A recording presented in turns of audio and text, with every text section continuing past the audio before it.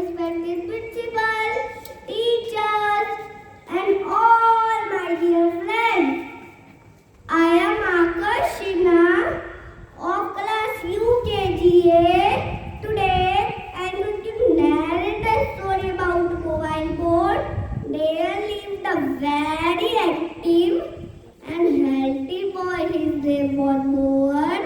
He was very intelligent and always came first in his class.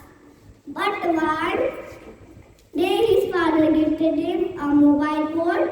Getting the mobile phone, he played games, watched movies and cartoons. Due to mobile phone, Mohan became very lazy boy and last in his class.